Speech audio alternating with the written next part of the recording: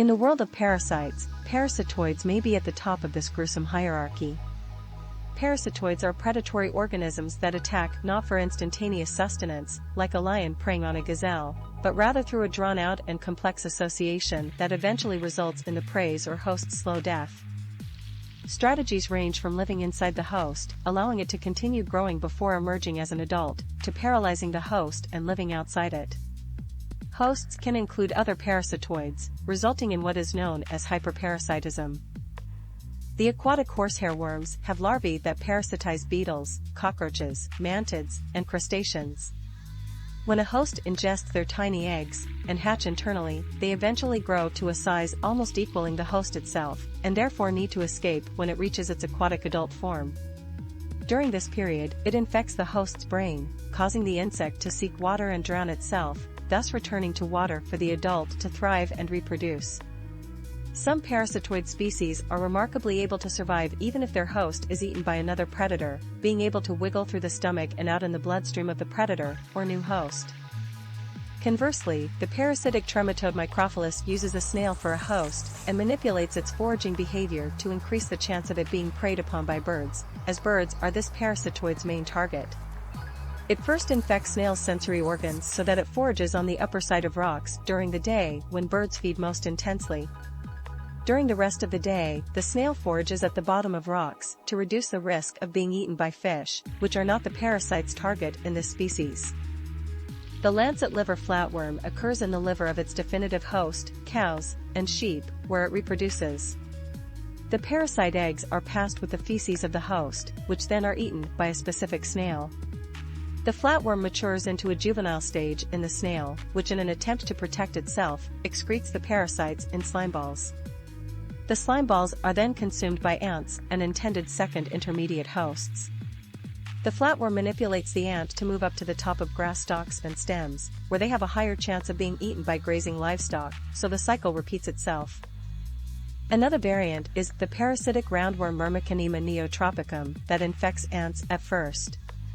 The roundworm then induces a morphological change in the ant, which turns its body color from black to red, making it resemble a ripe fruit. This color transition makes the ant susceptible to predation by fruit-eating birds, which act as the parasite's definitive hosts. The parasitic eggs are deposited in the bird's sugary feces, which in turn are eaten by ants, and completes the cycle. Some parasitoids influence their host's behavior in ways that favor reproduction of the predator. The fungus Ophiocordyceps, or zombie ant fungus, infects tree-climbing ants. Once infected, there's an incubation period where infested ants appear perfectly normal and go undetected by the colony. This is unusual because social insects like ants typically have a defense mechanism called social immunity, where sick members are forcibly ostracized from the colony to prevent the spread of infection. Evolutionarily speaking, these ant species have yet to develop a mechanism against Ophiocordyceps.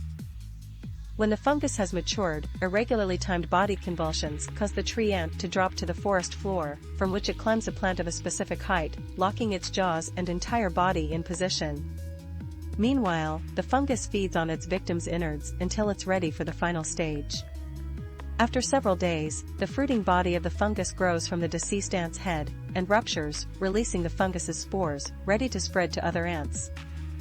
The most fascinating part of Ophiocordyceps controlling parasitism is that they don't invade and manipulate the ant's brain.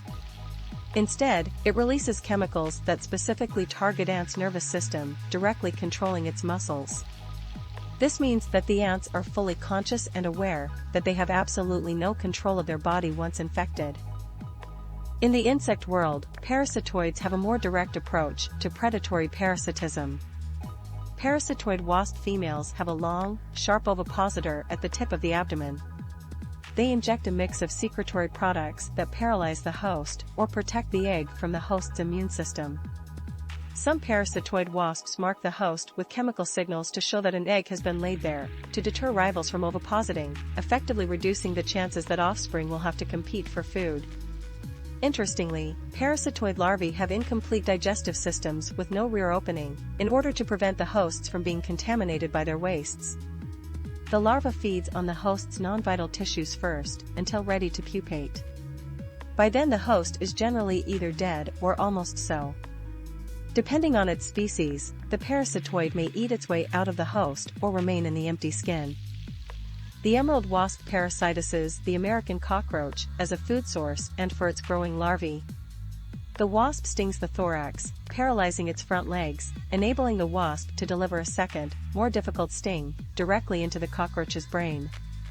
This second sting puts the cockroach into a state characterized by lack of spontaneous movement or response to external stimuli, like heat or cold.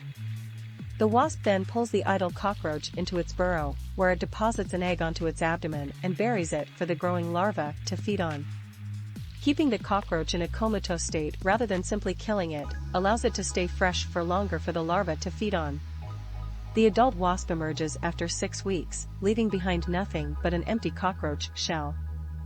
The wasp Hymenopemisis argyraphica grows its larvae on spiders, and has a rather constructive approach. Shortly before killing its host, the larva injects it with a chemical that changes its weaving behavior, causing it to weave a strong, cocoon-like structure. The larva then kills the spider and enters the cocoon to pupate. The wasp Dinocampus coccinelli is both an endoparasite and ectoparasite of ladybugs. The wasp injects an egg into the beetle's abdomen, where the larva feeds on its inferior organs so as not to kill the host. When grown and ready to pupate, the larva harmlessly exits the ladybug, which remains immobile, and weaves a cocoon on its underside, where it pupates. Were a predator to approach, the still alive beetle would twitch its limbs, scaring the predator off. This use of the host as a protection has been termed as bodyguard manipulation. As adults, parasitoid wasps feed primarily on nectar from flowers. Females of some species will also drink the blood from hosts to gain additional nutrients for egg production. Several species of fority flies parasitize fire ants. The fly injects an egg into the ant's thorax. Upon hatching, the larva migrates into the ant's head, where it feeds on the ant's muscle and nerve tissue.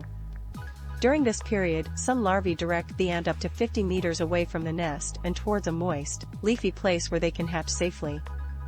Eventually, the larva completely devours the ant's brain, which often falls off, hence the species nickname, decapitating fly. The larva then matures in the empty head capsule, emerging as an adult after 2 weeks. Though most parasitoids use their hosts as a food source, the saltwater barnacle, Sacculina, turns their host into a motherly caregiver.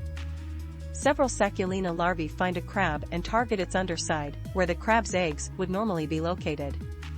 As the Sacculina matures, it destroys the crab's reproductive organs, rendering it permanently infertile. During this time, the crab is unable to molt, resulting in a loss of nutrition and impairs its overall growth. When a female Sacculina is implanted in a male crab, it interferes with the crab's hormonal balance and changes the bodily layout of the male to resemble that of a female crab, widening and flattening its abdomen so that it has an egg pouch for the Sacculina to reside. The release of hormones even makes the male crab act like a female, to the point of performing female mating dances. If the parasite is removed from the host, female crabs regenerate new ovarian tissue, while males develop partial ovaries instead of testes. The semilucid crab starts to develop a nurturing behavior typical of a mother about to give birth. When the hatching Sacculina are ready to emerge from the egg pouch, the crab shoots them out in pulses, creating a large cloud of Sacculina larvae, to start the parasitic process over again. If the recently used crab host is still healthy enough, it may survive to be parasitized by another Sacculina barnacle.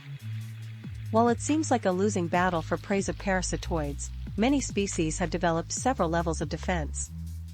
Various potential host species get rid of their wastes and avoid plants that they have chewed on, as both can signal their presence to hunting parasitoids. Hosts may also use behavioral evasion when they encounter an egg-laying predator, like jumping off the plant they are on, twisting and thrashing so to dislodge or kill the pregnant female, and even regurgitating defensive liquids onto the predators to entangle it. The wriggling can sometimes help by causing the wasp to miss laying its precious egg, effectively killing its potential to survive. Some caterpillars even bite the female wasps that approach them.